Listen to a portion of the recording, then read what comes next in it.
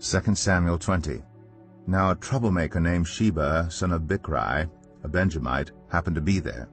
He sounded the trumpet and shouted, "We have no share in David, no part in Jesse's son. Every man to his tent, Israel." So all the men of Israel deserted David to follow Sheba, son of Bichri. But the men of Judah stayed by their king all the way from the Jordan to Jerusalem.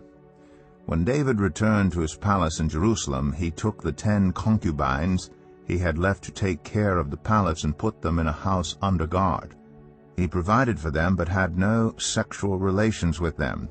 They were kept in confinement till the day of their death, living as widows.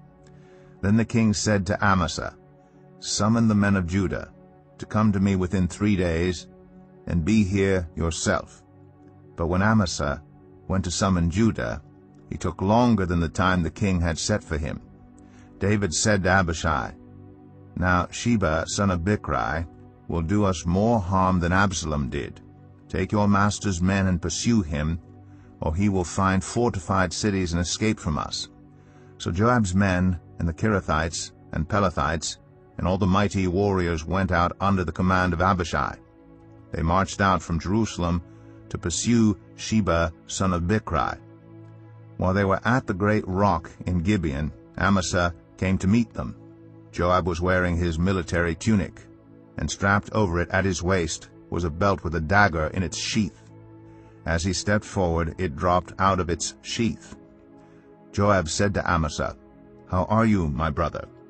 Then Joab took Amasa by the beard with his right hand to kiss him. Amasa was not on his guard against the dagger in Joab's hand, and Joab plunged it into his belly, and his intestines spilled out on the ground. Without being stabbed again, Amasa died. Then Joab and his brother Abishai pursued Sheba, son of Bichri. One of Joab's men stood beside Amasa and said, "Whoever favors Joab and whoever is for David, let him follow Joab." Amasa lay wallowing in his blood in the middle of the road, and the man saw that all the troops came to a halt there. When he realized that everyone who came up to Amasa stopped, he dragged him from the road into a field and threw a garment over him. After Amasa had been removed from the road, everyone went on with Joab to pursue Sheba, son of Bichri. Sheba passed through all the tribes of Israel to Abel Beth Maachah, and through the entire region of the Bichrites, who gathered together and followed him.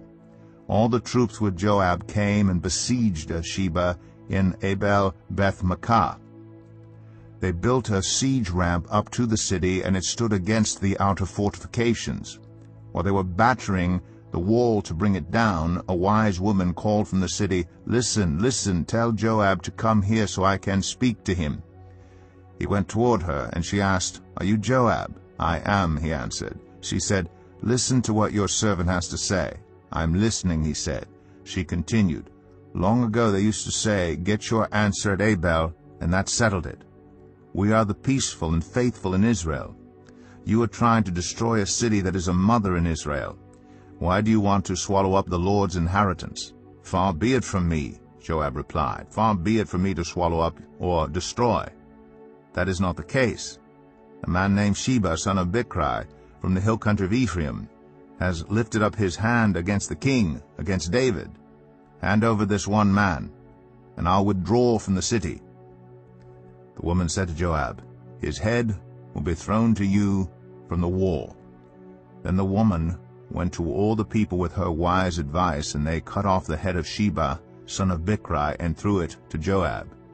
So he sounded the trumpet, and his men dispersed from the city, each returning to his home, and Joab went back to the king in Jerusalem. Joab was over Israel's entire army. Benaiah, son of Jehoiada, was over the Kerethites and Pelethites. Adoniram was in charge of forced labor.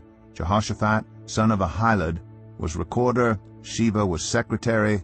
Zadok and Abiathar were priests, and Ira the Jairite was David's priest.